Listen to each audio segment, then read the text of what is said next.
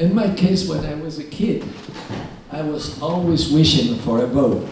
My parents, they would say, no, no, it's dangerous. No. So now, after all this evolution, I like bow shooting and bow hunting and everything. So I am very lucky to be in here. I thank you very much for your invitation, and then let us start about this.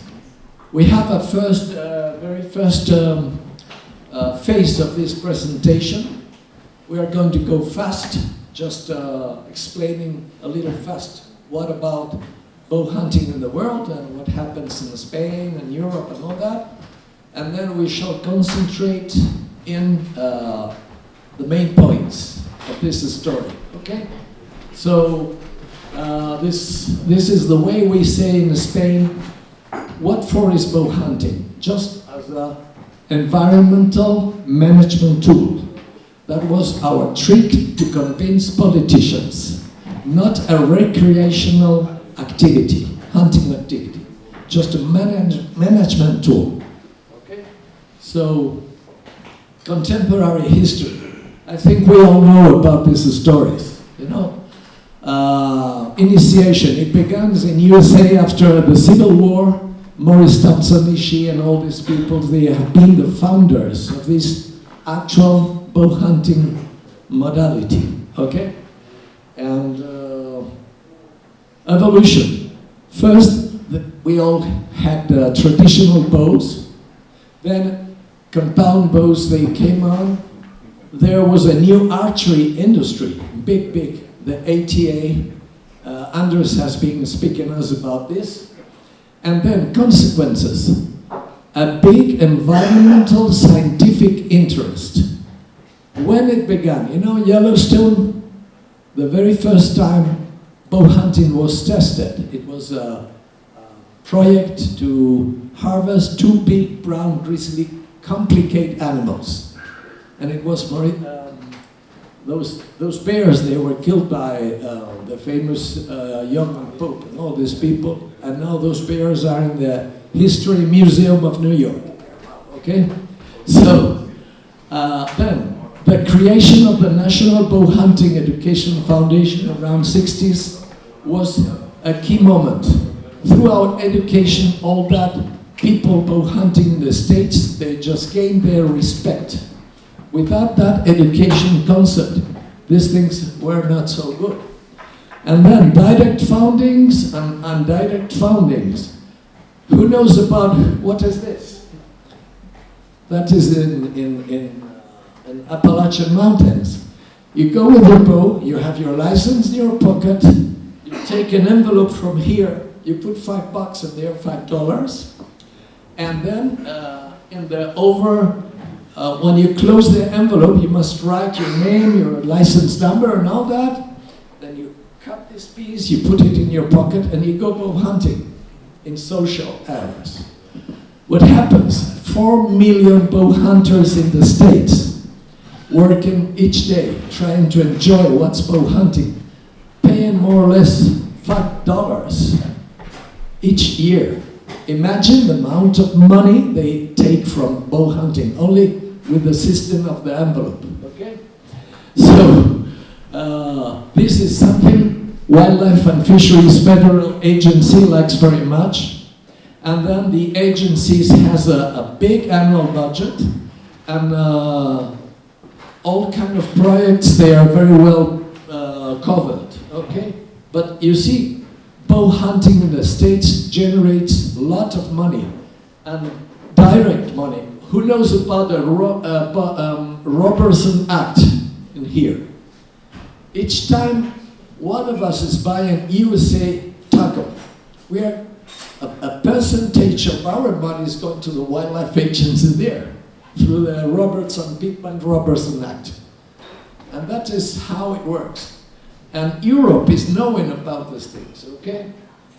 Environmental applications in specially protected sanctuaries, national parks boundaries, national parks population controls, military areas, nuclear plant surroundings, islands, peri-urban areas, urban areas and intra-urban areas. Okay, that is anytime, anywhere where rifles, firearms, weapons, they can't be used just by security.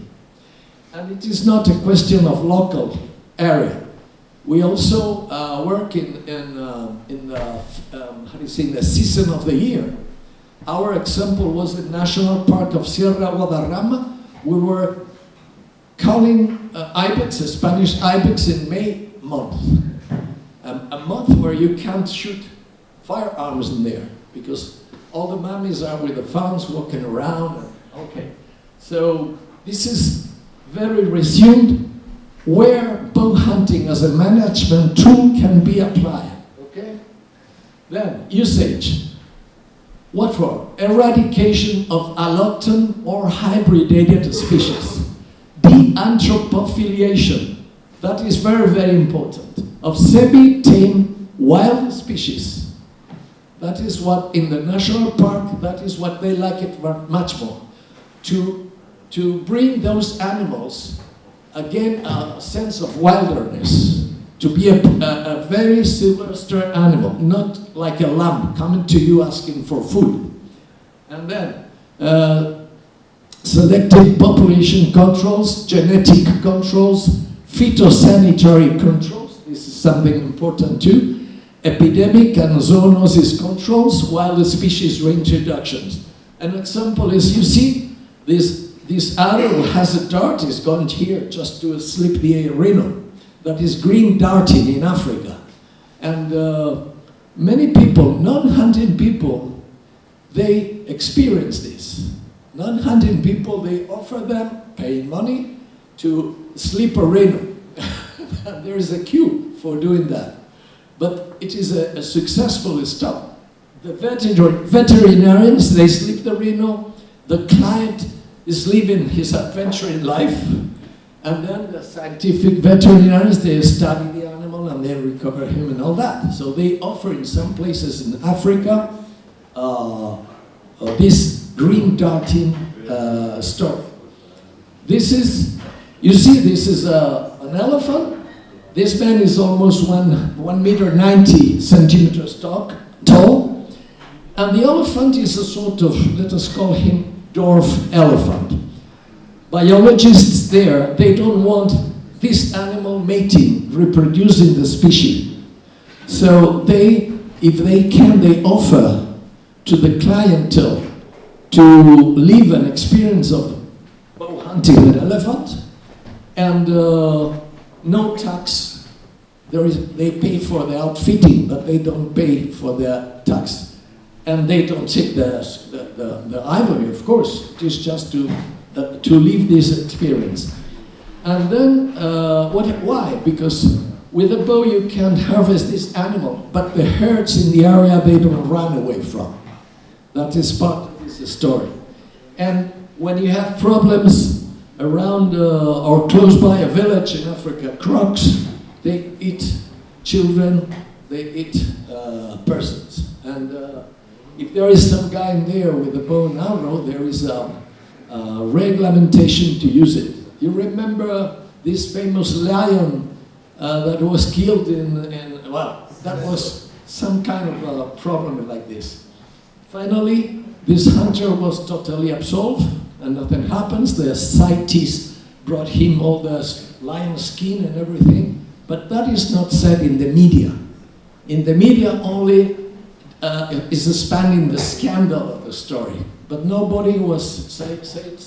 No one was prosecuted, no one ever went to trial, nothing happened. He just won the trial, everything, and the company, the hunting company, they were doing perfectly. Okay, how to do this? Throughout a voluntary selection and a special education.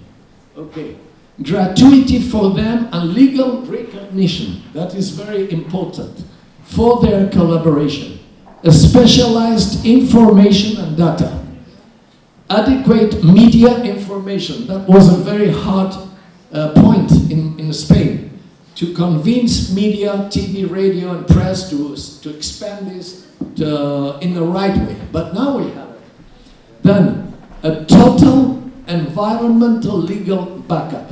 We are doing our calling actions, we made them under a special law created for us. So the non-hunting people, if they protest, you show that paper and they go away. That's because we are backed up by the law. So, education. This was an IBP course we were imparting in Catalonia. This is a continuous training, and then a special education, including first aid, specialized in possible wounds made by broadheads or accidents in bow hunting action, as falling down from a tree or whatever. Okay? Uh-oh, something here. Okay, who? We are always doing these things under request by the affected environment agency. And we only accept mature and accredited bow hunters. When we make the exams, is a public convocatory. Many people come to see if they can join the group. And I can tell you that they are marvelous shooters, incredible, marvelous shooters, but not mature. Very Rambo guys, you know. So we just keep them away. And then, when we are working on, we can put these posters. Do not enter here because we are making a population control. And that is the logo of the community of Madrid. It says from Monday to Thursday, since 18 hours all the night. And this is the Madrid Hunting Federation logo, okay? So the people, after 6 hours PM, they do not enter there. They can't. Here. Okay, when you can apply this management tool, all around the year, bow hunting does not stress surrounding biodiversity. You can be bow hunting here, and you have an imperial eagle in the nest with the eggs, you know, and the eagle is nothing happens on. That is very important for this. Have you please talk about your example, what you did in the national park where you said... Oh, yeah, okay, it is nice coming if now, you yeah. talk about, or if it comes, it's fine. Okay. Why? If done well, it is very effective and it is very benevolent, humane deaths. If you place an arrow in the right place, in the right moment, okay? And the cost to the public money tax, none. We are just doing this altruistically, you know, without any intention to obtain money. But God is very good, and 3 years after we began, Madrid community and Madrid Hunting Federation, they were giving us a budget, 2,000 euro story, gee, for the group. We bought tree stands, camera traps, and many tackle for doing this, okay? And, okay, so an example here is in Emmeldorf Air Base in Alaska, close by Anchorage. There is a military base in Maine. When the coastal mooses, they come down, these people, local people, selected by the Wildlife Agency in Alaska, in Anchorage, they're allowed to enter here to this base and try to control the population of the coastal moose selectively. What happens to this? You can see a marvelous, perfect horn here, and you have a weaky one in here. Who knows about this? There's a lack of, how do you say, his right testicle is not working good. Consanguinity. And then you have deformations. So this horn is very well developed. This horn is very, so this hunter goes, this is Lynn Cardinal. You know who is that guy? Lynn Cardinal, one of the founders of the NBF. So this is the way all the meat goes to the military, how do you say, the military for food and all that. And this is how it works in the States. This is how it works long time ago in the very first natural park they asked us to low down the ghost population. And we were just showing that no teeth here. She has lost molars and everything, you know, so it was a good selective story.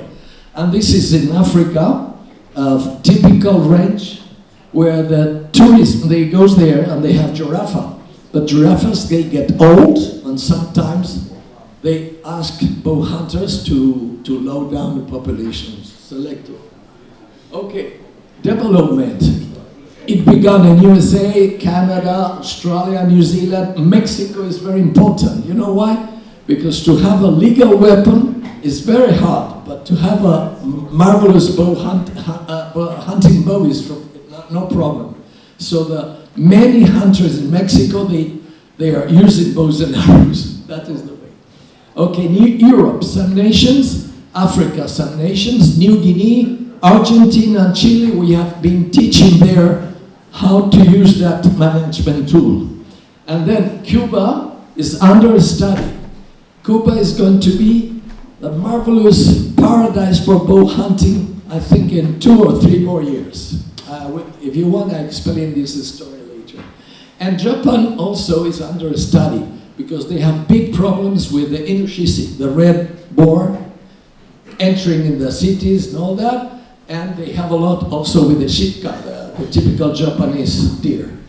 And this problem with the red boars in Japan started in Fukushima. After the tsunami, all this terrain was abandoned, and all the pigs from the nearby forest, they enter there. And there is a big problem, okay? So, in Europe, you know, the United Europe regulations allows it. They are in the general law. They don't say nothing about bows and arrows. They only talk about crossbows. This is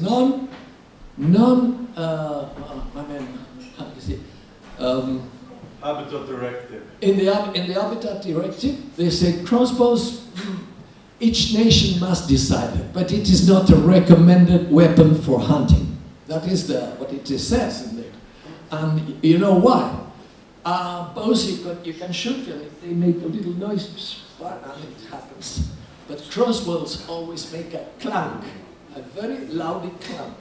Animals, normally, they always understand they have been attacked. So they put in reaction defensive alternatives. And they try to run away a lot faster. Okay, so in 1992, the French European Bow Hunting Association was founded in France. Soon later, the European Bow Hunting Association, the initiation of the EBF, they came on. And now EBF is integrated in FACE, and it is the official bow hunting section. And EBF is also in relation with CIC. And to know more about EBF, just ask Anders. You know, Don't ask me. not to you, to your entity. But it is true that with EBF, now we can talk that in Europe, little by little, bow hunting is developing. Before, without that EBF, not. Okay? So, the best by now European bow hunting references of environmental applications is France, Finland, Allen Islands, Denmark, Greenland, Italy, Hungary, Portugal, Spain. So I hope for Germany, a short future, you will be in the list. Okay? So, and Spain, we began in 1985. So this was the beginning, you know, crazy beginning. In those times, there was not any regulations about bow hunting. So we were bow hunting. And then in 1992, it was regulated. Okay. So what now we enter in the story. Madrid, actual circumstances. In December 2011, the SCAES, Madrid Hunting Federation's Bow Hunters Service for Controlling Sylvester Species, the SCAES FNC, it was created. You know why? Because some golf players, they complained to the wildlife agency. Before that, you know, a farmer, you know, your garden, private bank. But when somebody of a golf course with influences just hang it for the telephone and began to talk about this. Javier, that's why we love golf. Yeah, no, we love it too. We love golf. Okay, I think that our case was the first European reference of any application of urban bow hunting required by an European environmental agency. And it is also the first European reference of a bow hunting application in an European national park. Just some minutes before I show you the officials of this. It is a very good story for our European national parks. Okay? And then the process. Updated information since 1985 to Madrid's environmental agency. I was like Luis, always, hey, hey, hey, present, present, present, to these people. And they began to understand and to know it. The Madrid's environmental agency decided to create the SCAES. They requested to the Madrid Hunting Federation to create us. The Madrid Hunting Federation, as bow hunting specialists, we, a group of 10 persons in there, we created. But we didn't invent it, nada. I began to talk with my colleagues in the States how to do this. They were the ones with experience. They told us how to do this story. So then, immediately, we began first an experimental phase in peri-urban areas, not close by the houses, a little farther away. As this phase was good, they allowed us to enter, to get closer to the houses. And some years later, we were able to call wild boars urban, wild boars inside villages. But in that case, we are required to have a police car in front of us. Because neighborhood, if they have a group of crazy bow hunters with a police car in front of them, says, what's happening here? They are doing something legal because the police is helping. But this is something, it happens only 4 times, these cases. So once the wildlife agents in Madrid began to be convinced about our credibility, they asked us to make a population control of boars and red stags in the Madrid UNESCO's Biosphere Reserve, a place where only biologists and zoologists, they were entering, not other people. And it was made just for a phytosanitary analysis of wild boars and red deers. Then in Sierra de Guadarrama National Park, we start in 2013 and 2016 the initiation of a Spanish ibex selective macroculling. In those times, they had to low down the population about 3,500 animals to low down the population to 1,500. What happens now with all those political decisions?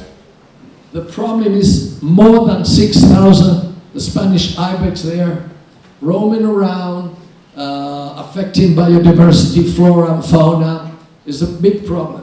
And that is because those politicians, they do not dare to sign, let us do it. But anyway, that's the problem. So, and then without any hunting pressure until tuberculosis entered in that area. And then they asked us, it was May, June, to harvest down about 30 red deers and a number of, 15 red deers and 15 fallow deers.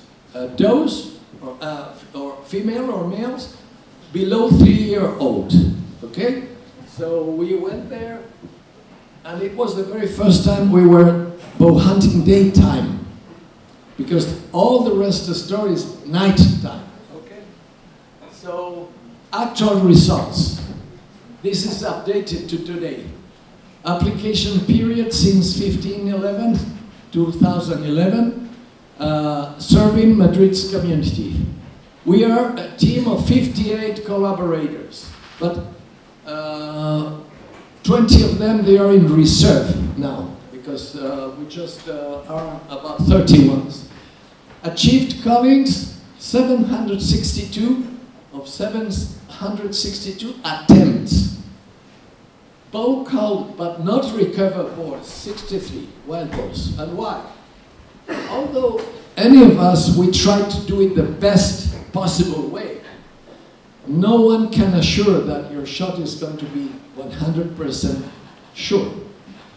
How to defend from this? Minimum poundage in our bows, compound bows, is 60 pounds. Normally we use 70, 75, some ones they use 80. And what for so much?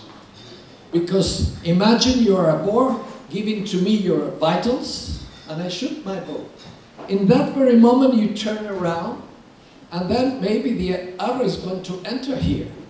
With a 50-pound bow is going to make a mess. With a 70-pound bow goes to the other side.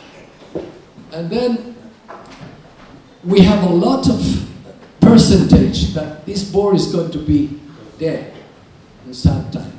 So that is part of the story.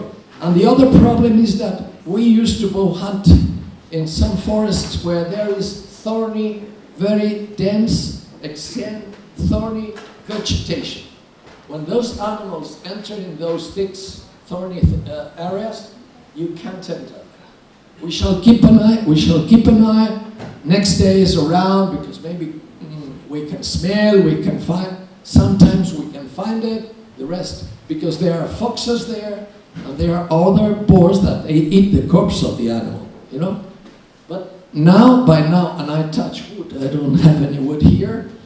By now, no single boar had appeared next days running in among the houses with a arrow stick down, okay?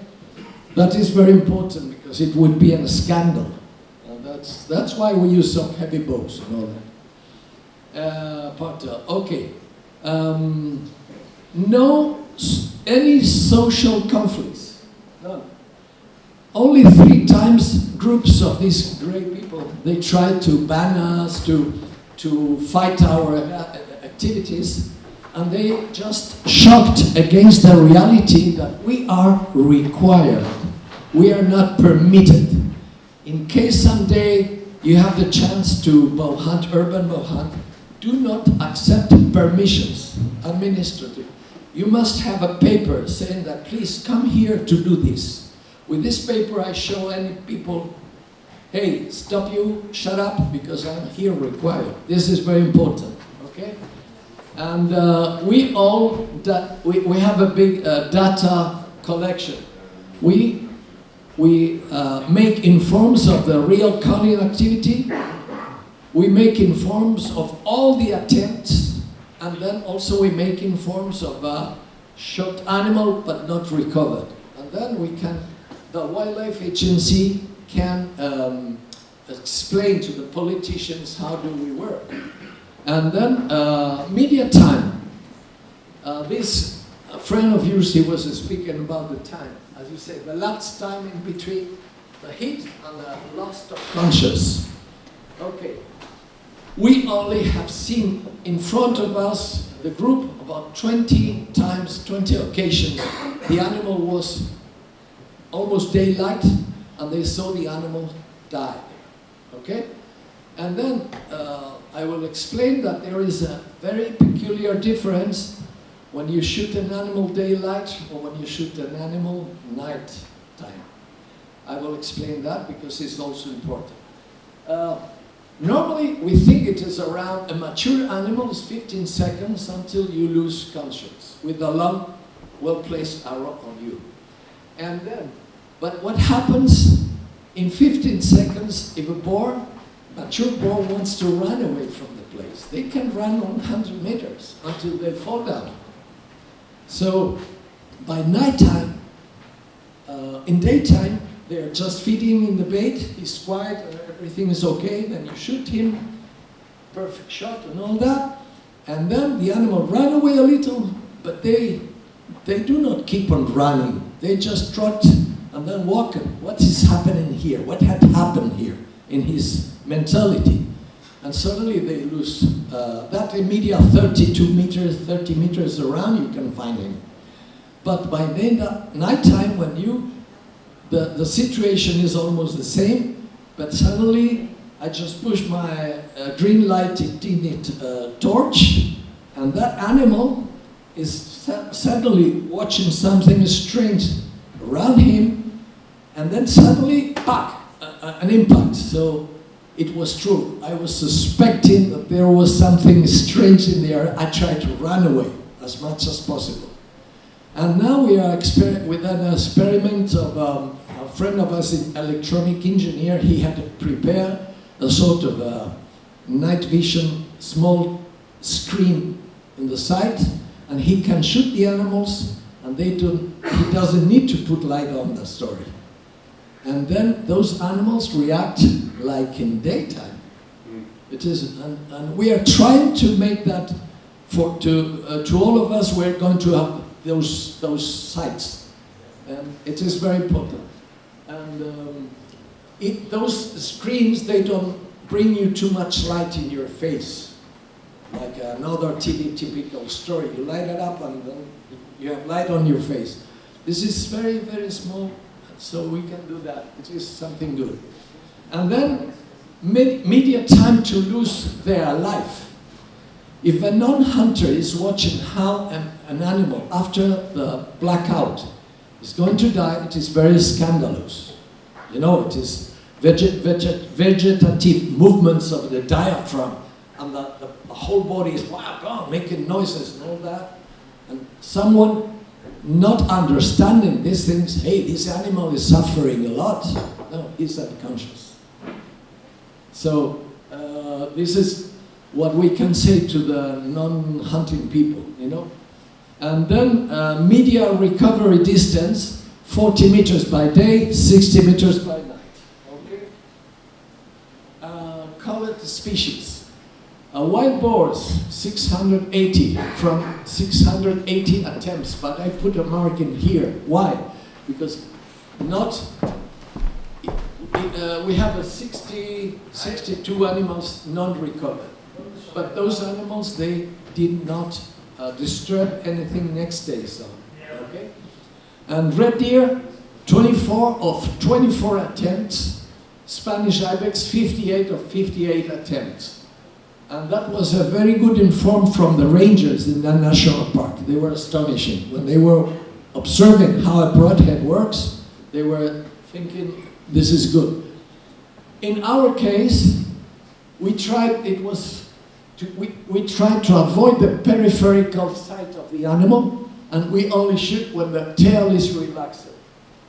Meanwhile, the tail is a little contracted. Here, we don't shoot, because that means they are suspecting something, and if they hit it, if you hit, he's going to run away and try to survive.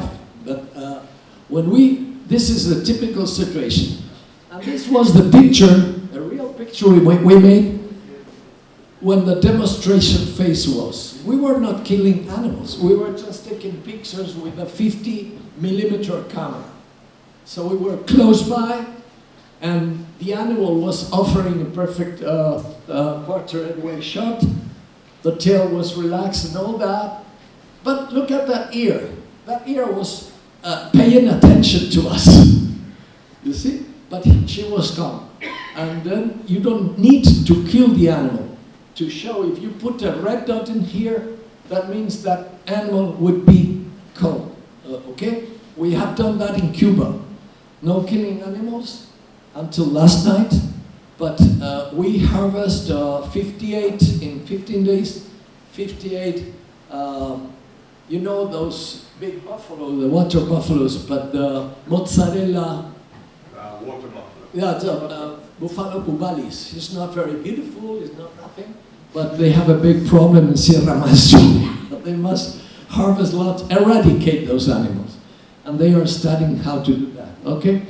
Then, Madrid Environment Agency and United European Consequences. very positive reaction in affected villages, the neighbors. In the beginning, they were scandalized. Now they say, go ahead, do it in the right way. Opposition, only 2 anti-hunting ineffective protests. One of them, it was the defense brigade, nature defense brigade, from a village. No more bow hunting here. Okay, the mayor says, okay, then you pay all the bill of the public gardens that those boars they are breaking. And what? Yeah, if you do not want to kill boars, you are going to pay the bill.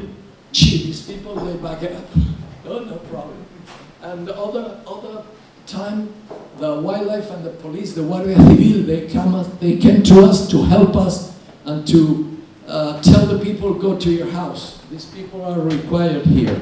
Then, very good deductions of the new Madrid Environmental Agency. They want us making more things and all that. And creation of a similar SCAES teams in 9 other Spanish towns and possibly in other UE nations. But now in Spain we have 11 towns with the bow hunting teams, and 2 of them, they are in the experimental phase. But there is something strange. Only Andalusia had asked to the Andalusian Hunting Federation to create the team. You know, Daniel. And the other place is Madrid. The other towns, they decided to create their own bow hunting teams. They don't want to have relation with the federation. They want to control those bow hunters directly, okay? But that is how it works. Okay, and some images. You see it is Shelter Island, close by New York. All the population of whitetail is controlled by bow hunters. And in Madrid, bow hunting, maybe in the night, the same hunter can extract 2, 3, the record is 5. The same night with the same hunter from the same tree spot. Because with a rifle you can kill one, but the whole place is empty of animals. With the arrows you go boom, boom, no? And training, this is an exam picture. You know, this is a candidate and he has 2 little bows there. We don't look for experts in shooting arrows, a minimum, of course, but you need to use 60-pound bow minimum. That means you have experience on that. First, we test your bow. We just go 20 meters away from the archer. We hide behind something. The target isn't here, and you shoot your bow. If we listen, back, that's okay. Your bow is a hunting bow. If we hear, back, you don't come to our team. You understand? If a human being has been able to hear the string when the arrow went up, imagine a boar. What can observe? Then once your bow is admitted, 60-pound bow is admitted, then you pass the examination. After you pass the examination, everybody takes the picture and all that, and then you have to receive a special bow hunting course dedicated exclusively to this project. And you have I brought you all this, the book and all that, so you can study all that. Okay. Then, urban boars conflict. That is true. It is just what it is true. This was a biker. So we have very serious, the worst, the most influent argument, very serious zoonosis problems. In Barcelona, they have a big problem with the urban boars, but politicians, they just don't want to mess around with this. They are paying for traps, for cages, for a darting story, a lot of money used there. But those boars, they come down to the village by night, and they go to the playing grounds of the children, with the balancers and all that, and they pee, and They do other things in there. Next day, the little boy just is playing with the sand, you know? Hepatitis E, the worst hepatitis ever. And these things are totally hidden by the media. We know it because we know it, but they don't say nothing about this. But the parents of those boys and girls, they are very, very angry with the story. Okay, increasing of very serious traffic accidents. You can see the board inside there. And the problem is not if you hit a boar or not. If you have the boar with you, if you have grease, blood, or hair stuck in the body of the car, then insurance company is going to pay you the reparation. There is people driving there, suddenly the boar appears, they try to avoid the impact. That's humane and that is sensible. What happens? They lose control, driving control they roll out, maybe they brake and the car behind hits. It's very serious, this story. An insurance company is not going to pay you nothing. Because you don't have any proof that it was a boar or a roebuck or a deer. So, private properties. Imagine what's the face of this owner next day in the morning when he goes out and sees his garden like this. They complain to the wildlife agency and to administration. Garbage is very important. What happens with the garbage? Guess what it says here? You can count about 20 animals around here. While urban wild boars are rediscovering the power to go in big herds, not to be lonely animals. If you're with your bike and you find you all are boars, I just quit and I go away. And that is the problem. Normal herds are a median of 15 animals now. And they do not run away. They discuss the territory. You go away, I'm here. And then, hybridations. That is a big problem. With Vietnamese pigs, you know, these people, they play with the baby, and when he grows, just leave it in there. Okay, another thing is drying trees. This was a marvelous oak. In summertime, boars, they begin to,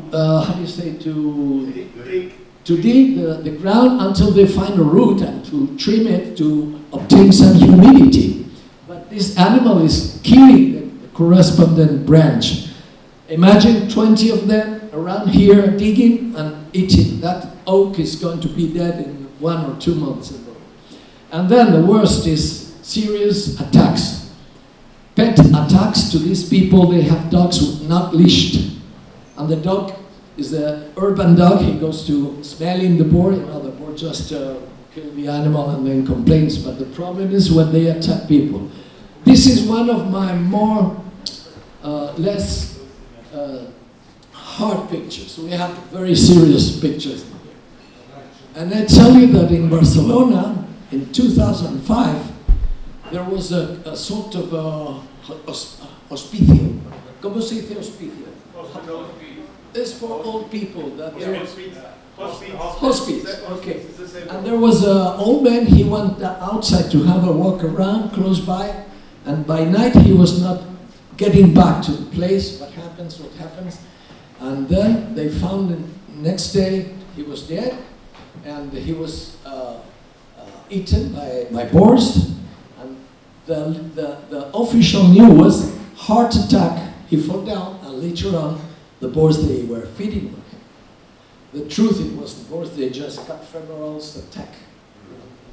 And then, but you see, problems are problems there. Okay, so main points. Public examination and training. We can't say you come to our team. We must offer a public convocatory. And then, once you are in the team as archer, then we train you. Urban boars coming safety. We have protocols. I send you the protocols of shooting. Microphone is on. I know how to shoot a bow a little, but this thing's oh, man. Okay, great. So when we shoot, why we don't have wounded animal problems next days? if I give you permission to stay in the tree stand the whole year, whenever you want, without any pressing condition, when you have a boar under your control, you think it is under your control, then you shoot him. But if the animal is not under your control, then you don't shoot it. Enjoy the animals, and the piggies working there. Nothing happens, because next day I can come back again. So that is one of the reasons we are not pressed by the situation, and that is very important. Okay. Then neighbor security. We always shoot from upwards downwards, maybe from a tree stand or a higher, lower terrain to a lower terrain. We do not shoot horizontal shots. So when the arrow goes through your body, or if you miss, it is going to be stuck in the ground, no ricochet. So that is part of the security. Then, bow hunters' self-security. We can't have an accident, a tree stand falling accident. Because imagine I just become a hemiplegic, and the problem is for a wildlife agency, because there's the entity requiring us. We have a protocol to climb up the tree, to stay in the tree stand and sail down or going down. So any one of us is going to fall down. It is something we can assure to the administration. Then police, Seprona and media support. The police in the municipality police, they help us with the radio control in the cars. We saw them in there and all that, you come in here and all that. And we Seprona is service of protection of nature. That is Guardia Civil. That is serious, very serious police story. And they know all about what we do. And they help us as much as possible. And then, little by little, we are achieving media support, press, radio, and television. And we are shocking. But as Kevin, there is a friend of you, Kevin, he's going to come to Madrid to make a documentary. He had to ask for permission to the Wildlife Agency press cabinet, to obtain that permission under some conditions. Okay, where we are. Calling and shooting options. As I said, we never shoot. We think that we never shoot an animal if the animal is not under your shooting range control, and calm, quiet, and a perfect, as much as possible, perfect shot. But what happens with this one? Non-recovered boars. That's a big story. Imagine you're a normal neighbor surrounded, and you see one of those boars running with an arrow in the butt. That is a scandal problem. Until now, never had happened this story. And I think by now, our future there, it is increasing, because the Wildlife Agency is telling us that they want more activities with daytime bow hunting in those biodiversity sanctuaries that we have. So we are required instead permitted. You know how this thing is story? Imagine you're the mayor of a village and you have problems with the boars. Then you must go to the Wildlife Agency, and the Wildlife Agency is going to offer you all the alternatives. Trapping, darting, whatever. All those alternatives, there's money, big money. But the only cheapy one, for free, is ours. So then you want us doing it, you must ask for authorization to the wildlife. And the Wildlife Agency, he sends you a letter. We don't have any problem allowing you to require the hunters of the Madrid Hunting Federation. That is the tricky story. So in our papers, we can say we are required. Never allowed another thing, okay? Then immediate data accumulation. The special bow calling law. That is what we have. In Spain, you can hunt, recreative hunt, only Saturday, Sunday, and Thursday, and some holidays. So the insurance company, if you're hunting a Tuesday and you have an accident, it's a problem. I'm not going to pay you nothing. But for us, we have a special law, a special insurance cover. We can, the whole year, okay? And that is, and then authorities and public acceptance. I think I can say that by now our groups, they are well considered. And that happens, it has relation with what it was said here. Normal urban people is, oh, bow hunting, you know, Robin Hood. This is romantic, or this is the correct hunting way. Okay, that is the reaction. Bow hunting, yes. Firearm hunting, no, too much abusing the story. It's you're wrong. Spain can't be population controlled only by arrows. It would be a mess. We need the hunters.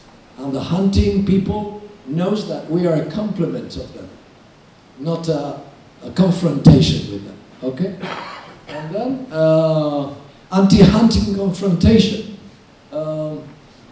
As I said, when we have this requiring paper on my pocket, these people doesn't have any problem. I mean, we do not have any problem with them. And conclusions, we can conceive that bow hunting as a management and environmental tool will be very useful in special selective culling circumstances, where and when the use of firearms will not be possible due to security or environmental reasons. Due to all that has happened, the SCAES thanks the confidence and the backup received from Madrid's environmental agency and wishes to become a reliable reference for all those European nations with similar problems. So I also wish the best for Deutschland in your search of solving your urban boars dilemma. That is very important. A mature, very gentle and wonderful and mentally and physically animal, you will not bow hunt. It's very strange. And by now I think I finished, and I think if it was good for you, it was good for me too. So,